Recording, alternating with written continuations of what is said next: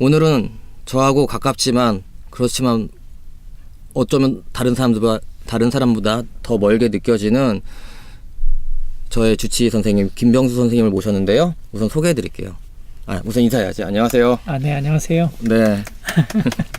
우선 설명해 드릴게요. 김병수 선생님 사실 책 9권 내셨잖아요. 그런가요? 네, 세어봤는데 9권이더라고요. 예. 근데 저보다 책을 많이 냈잖아요. 그러면 전 5권 냈잖아요. 이게 숫자가 네. 중요한 것도 아니고. 근데 너무 부지런히 의사시면서 책을 많이 내셔서 작가들의 삶에 큰 타격을 입히셨기 때문에 좀 반성하셔야 돼요. 치료를 하셔야 되는데. 그러면 이 책 처음 찾아서 예. 이 작가 에릭 메이즐의 책을 아셔서 이제 번역 작업을 하시게 된 거예요? 아니면 의뢰가 들어온 거예요? 제가 찾은 거예요. 그러니까 제 이력이 사실은 이제 자이툰 이야기를 했지만 제 원래 전공은 이제 우울증이나 조울증이나 정서 장애, 감정 장애, 기분 장애라고 표현하는데요. 네. 그런 감정과 관련된 장애가 제 원래 부전공, 주전공, 정신과 의사 안에서도 네. 그게 제 중전공인데 그 감정의 문제들을 갖고 있는 분들을 상담하다 보면 네. 동영 씨도 약간 그런 게 공유가 되겠지만 사실 예술가 중에 감정 기복이 있는 사람들 엄청 많잖아요. 네. 조울 성향이라든지. 그러니까 저희는 그런 거를 감정 뭐라고 하셨죠 방금? 감정 정서 장애라고. 정서 장애라고 안 부르고요. 그냥 못됐다고 표현해요. 예민하다고 하지 않고. 그냥 진상이라고 표현을 하거든요. 하여튼 근데 네. 그런 분들을 많이 감정의 문제, 정서 장애를 갖고 있는 분들을 보면 네. 약간 남들하고 좀 다르게 아이디어가 많거나 좀 창의적이거나 그런 일을 하시는 분들이 꽤 많아요. 네. 그러다 보니 이런 분들 정서 장애도 있고 예술적인 기질도 있는 분들에게 좀 도움을 될 수 있는 게 뭐가 있을까 하고 찾아봤더니 이 에릭 메이즐이라는 분이 딱 그 일을 하고 있고 네. 책도 여러 권 내셨더라고요. 네. 그래서 그 중에 한 권을 제가 번역을 찾아서 했던 거예요. 근데 여기서 선생님이 스트레스는 절대 풀 수 있는 것이 아니다라고 말씀하셨어요. 예. 다스리는 거라고 말씀하셨는데 사실 누구나 알잖아요. 그렇죠. 예. 네, 근데 좋은 방법 있어요? 사실 저도 솔직히 딱 이거다라고 정확히 말을 못 드리겠어요. 그러면 제가 네. 안 해주셨으면 하는 말을 뺄게요. 거론해드릴게요. 운동, 끼니 제때 먹는 거, 왜 제가 이 말하기가 좀 걷는 거. 왜 말하기가 조심스러워졌냐면 누군가가 요즘 그렇게 하는 게 굉장히 안 좋은 치료라고 누가 SNS 써서 네. 이게 나는 맨날 환자들한테 운동해라, 걸어라, 햇빛 봐라 엄청 네. 얘기 많이 하거든요. 네. 근데 그게 너무 단순하게 드리는 것 같고 무시해서가 아니라 네. 사실 그것만큼 돈 들이지 않고 효과가 분명한 게 없기 때문인데 네. 그런 얘기 했다가 성의 없는 의사로 찍힐까 봐 요즘은 말하기 좀 조심스럽더라고요. 무슨 얘기인지 아마 아시겠지만. 그리고 여기 이제 나만 모르는 나의 가능성에 진짜 많이 등장하는 단어가 창의력이에요. 그렇죠. 네네. 네. 근데 모든 사람이 창의력이 있어야 되는 건가요? 선생님 생각은? 그러니까 기본적으로 저도 사실 막 반짝반짝한 아이디어가 있거나 그런 사람은 아닌데 저는 기본적으로 제가 갖고 있는 창의력에 대한 생각은 사람은 누구나 다 창의적이라고 저는 생각을 해요. 네. 단지 그걸 드러내지 않고 살 뿐이고 못 드러내는 사람들도 있고 왜냐 네. 현실에 자꾸 눌려 있으니까.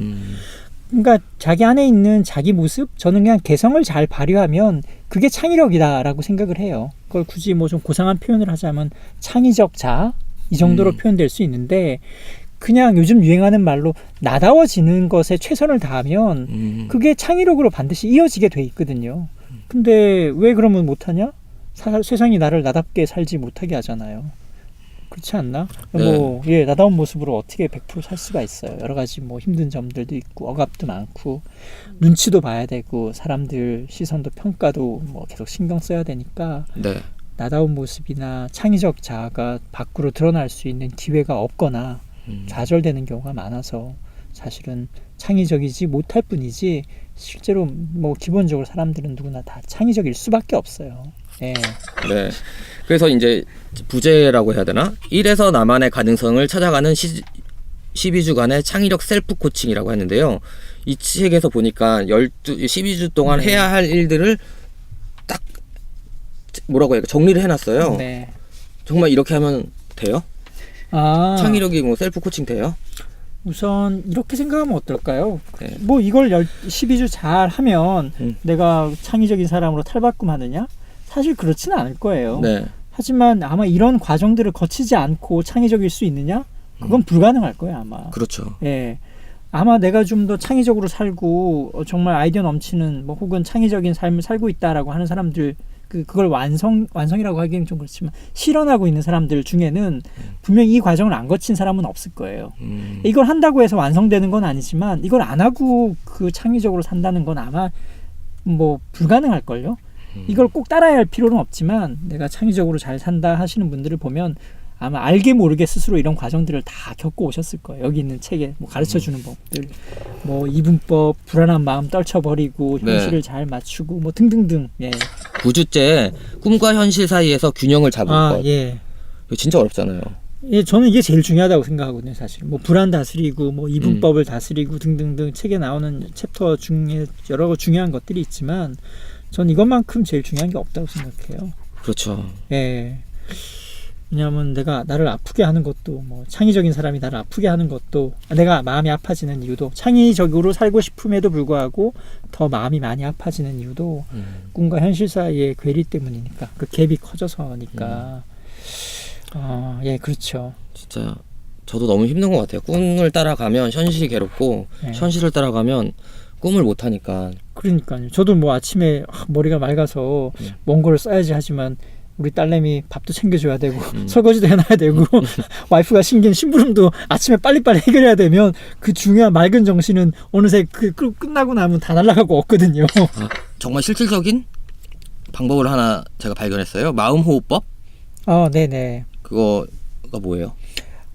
사실 원저에서는 센터링 시퀀스라고 이름이 지어져 있어요. 네. 이게 이름이 좀 센터링 시퀀스 이러니까 뭐야 이렇게 잘 와닿지 않더라고요. 네. 그래서 그냥 이름을 마음호흡법으로 제가 바꾼 거고요.